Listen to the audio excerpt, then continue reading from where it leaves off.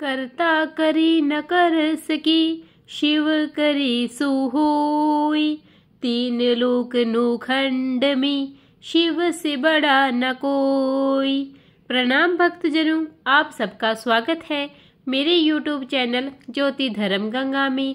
आज मैं आपके लिए सावन मास महात्म्य के 13वें दिन की कथा लेकर आई हूँ। इससे पहले के 12 दिनों की कथा, 12 दिनों के अध्याय मैंने अपने पेज ज्योति धर्म गंगा पर डाल दिए हैं। आप वहां से उन्हें श्रवण कर सकते हैं।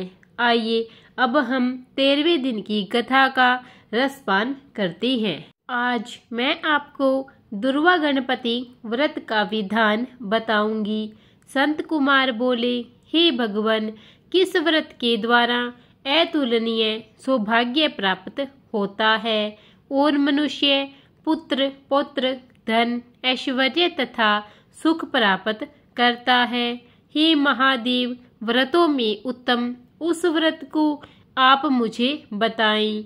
महादेव बोले, हे संत कुमार, तीनों लोकों में विख्यात दुर्वा गणपति व्रत है। सर्वप्रथम भगवती पार्वती ने श्रद्धा के साथ इस व्रत को किया था। हे मुनि सतम, इसी प्रकार पूर्व में सरस्वती, महेंद्र, विष्णु, कुबेर, अन्य देवता, मुनिजन, गंधर्व, किन्नर, इन सभी ने भी इस व्रत को किया था।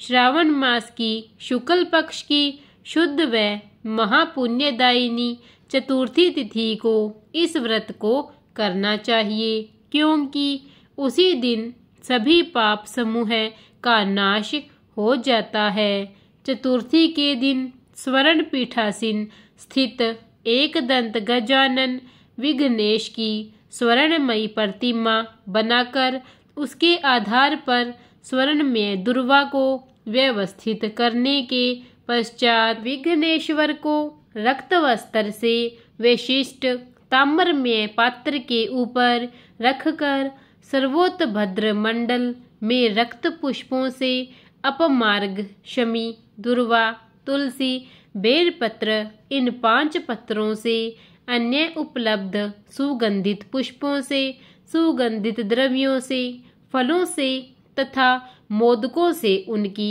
पूजा करनी चाहिए और इनके बाद उन्हें उपहार अर्पित करना चाहिए। इस प्रकार अनेक उपचारों से भी गिरिजा पुत्र विघ्नेश की पूजा करनी चाहिए और पूजा के दौरान इस प्रकार कहें, स्वर्ण निर्मित इस प्रतिमा में मैं विघ्नेश का आवाहन करता हूँ। कृपा निधि पधारे। इस स्वर्ण में सर्वोत्तम रत्न जड़ित सिंहासन को मैंने आसन के लिए प्रदान किया है, इसलिए विश्व के स्वामी इसे स्वीकार करें। हे उमासुत, आपको नमस्कार है। हे विश्वव्यापिन, हे सनातन, मेरे समस्त कष्टों को आप नष्ट कर दें। मैं आपको पाद्य समर्पित करता हूँ। गणेश्वर, देव, उमापुत्र तथा मंगल का विधान करने वाले को यह अर्घ्य प्रदान करता हूँ। हे भगवान, आप मेरे इस अर्घ्य को स्वीकार करें।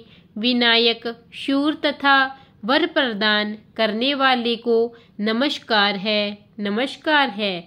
मैं आपको यह अर्घ्य समर्पित करता हूँ, इसे ग्रहण करें। मैंने गंगा आदि सभी तीर्थों से प्रार्थना पूर्वक यह जल प्राप्त किया है। हे सूर्यपुंगव, आपके स्नान के लिए मेरे द्वारा प्रदत्त इस जल को स्वीकार कीजिए। सिंदूर से चित्रित तथा कुमकुम से रंगा हुआ यह वस्त्र युग्म आपको दिया गया है, आप इसे ग्रहण करें। लंबोदर तथा सभी विघ्नों का नाश करने वाले देवता को नमस्कार है। उमा के शरीर के मल से आविर्भूत हे गणेश जी, आप इस चंदन को स्वीकार करें। हे सूर श्रेष्ठ, मैंने भक्ति के साथ आपको रक्त चंदन से मिश्रित अक्षत अर्पण किया है। हे सूरसतम, आप इसे स्वीकार करें। मैं चंपा के पुष्पों, केतकी के पत्रों तथा जपा कुसुम के पुष्पों से गौरीपुत्र की पूजा करता हूँ। आप मेरे ऊपर प्रसन्न हो। सभी लोकों पर अनुग्रह करने तथा दानवों का वध करने के लिए स्कंद गुरु के रूप में अवतार ग्रहण करने वाले आप प्रसन्नता पूर्वक यह धूप लीजिए। परम ज्योति प्रकाशित करने वाले तथा सभी सिद्धियों को देने वाले आप महादेव पुत्र को मैं दीप अर्पण करता हूँ।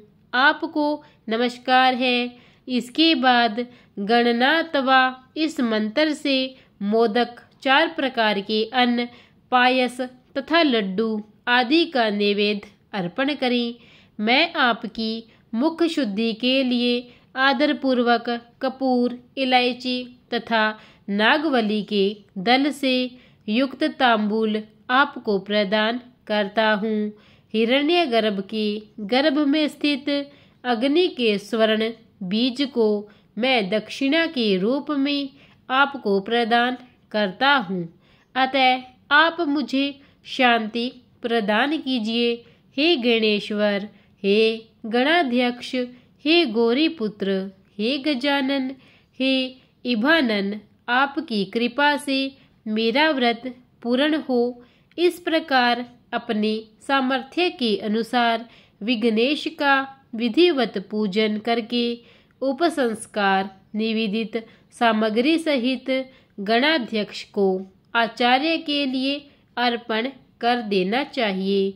उनसे प्रार्थना करें, हे भगवान, हे ब्राह्मण, दक्षिणा सहित गणराज की मूर्ति को आप ग्रहण कीजिए।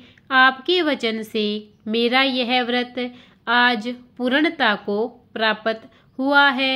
जो मनुष्य 5 वर्ष तक इस प्रकार व्रत करके उद्यापन करता है वह वांछित मनोरथों को प्राप्त करता है और देहांत के बाद शिवलोक को जाता है। अथवा 3 वर्ष तक जो इस व्रत को करता है वह सभी सिद्धियां प्राप्त करता है। जो व्यक्ति उद्यापन के बिना इस उत्तम व्रत को करता है, विधि के अनुसार भी उसका जो कुछ किया हुआ होता है वह सब निष्फल हो जाता है। अब मैं आपको उद्यापन की विधि बताती हूँ। उद्यापन के दिन प्रातःकाल तिलों से स्नान करें। उसके बाद व्यक्ति 1 पल या आधा पल या उसके भी आधे पल की स्वर्ण की गणपति की प्रतिमा बनाकर पंचगव्य से स्नान करवाकर भक्ति तथा श्रद्धा के साथ इन 10 नाम मंत्रों से दुर्वा दलों से सम्यक पूजन करें। हे गणाधीश, हे उमापुत्र, हे अघननाशन, हे विनायक, हे ईशपुत्र, हे सर्वसिद्धि प्रदायक, हे एकदंत, हे इभवक्त्र, हे मूषक वाहन, आपको नमस्कार है। आप कुमार गुरु को नमस्कार है।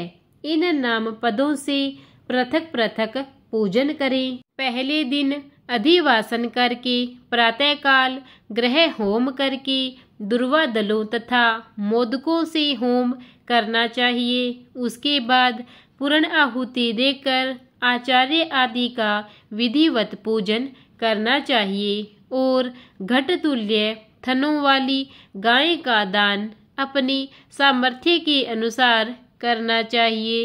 हे वत्स, इस प्रकार व्रत करने पर मनुष्य सभी मनोरथों को प्राप्त कर लेता है।